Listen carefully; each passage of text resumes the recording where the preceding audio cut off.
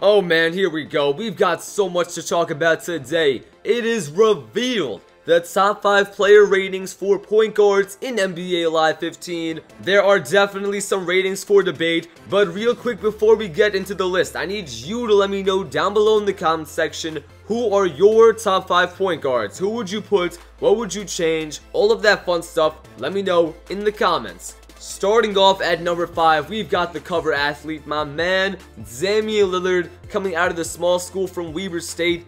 Not too many people expected him to thrive. Even myself, even with that number 6 overall pick that the Blazers had, the pick where they got Damien Lillard, I was saying that they should have gotten Andre Drummond, but you know what? They were right with this decision, because Damien Lillard is a leader. He went from Rookie of the Year, he then came off with a strong second season, no sophomore slump, and at the end of the day, he's an amazing player who gets the job done. Moving up to number 4, my man John Wall. Prior to the 2013-2014 season, he signed a 5-year, $80 million extension with the Wizards, and what did he do the next season?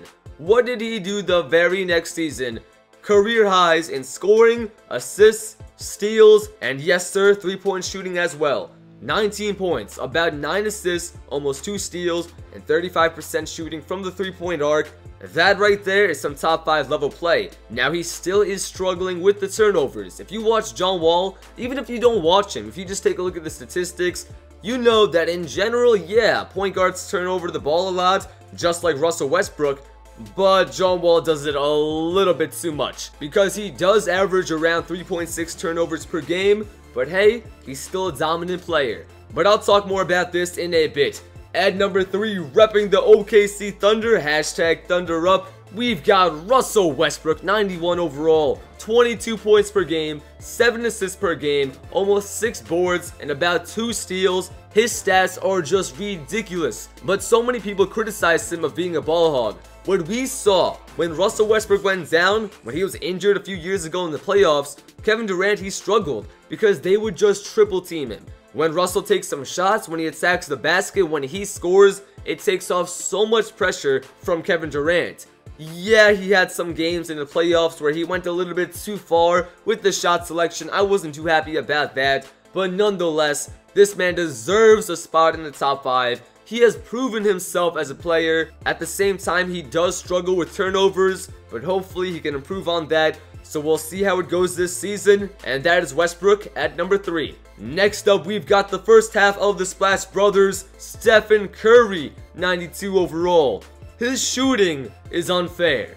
It is absolutely unfair. In real life, in video games, wherever, his shooting is just crazy. But he's not only a shooter, he is also a scorer. He can attack the basket, he's got some nice floaters, he is looking set. His assists per game, along with that scoring, 8.5 assists, I'm loving it. Then at the number 1 overall, you already guessed it, Chris Paul, 94 overall rating. I don't think too many people are going to argue about this, because Chris Paul has been one of the most dominant point guards in the league for so many years. I don't think there's anything wrong with this rating. Not only is he a very skilled player, but he is the leader on the floor. If he's having a great game, you already know he's the guy for the team. But here's the thing, even when he's not having a great game, he's the leader. He is the guy setting things up, and it's hard for a player to take that away from him. Now, hold up, this is where things get a little bit tricky. Now, don't get me wrong, all of the players on this list are great players, but I don't know, maybe I watched the wrong NBA season last year, but I mean, Tony Parker, he kind of was killing the game. He did phenomenally at his age, 31 years old. He was putting in the scoring, but it's not the scoring that makes him an elite point guard. It's not just the stats, it's his leadership. And I said the same thing about Chris Paul. He is a playmaker. He sets other people up. He runs the offense at such a fluid level. And you know what? At the end of the day, he led his team to a title. So in my opinion, I think Tony Parker might deserve the number 5 spot. I'm not too sure if I would say John Wall deserves to get out of the top 5 or Damian Lillard. I think the top 3 should stay. And actually, you know what? Maybe both of them need to get hit by the boot, because Kyrie Irving, the starting point guard for the Cleveland Cavaliers, let's not forget about his 21 points, 6 assists, 1.5 steals, and even as a point guard, 3.6 rebounds. I mean, he kind of did great last season. His field goal percentage was 43%. The one thing I will say though is, he did take a bit of a dip from the 2012-2013 season.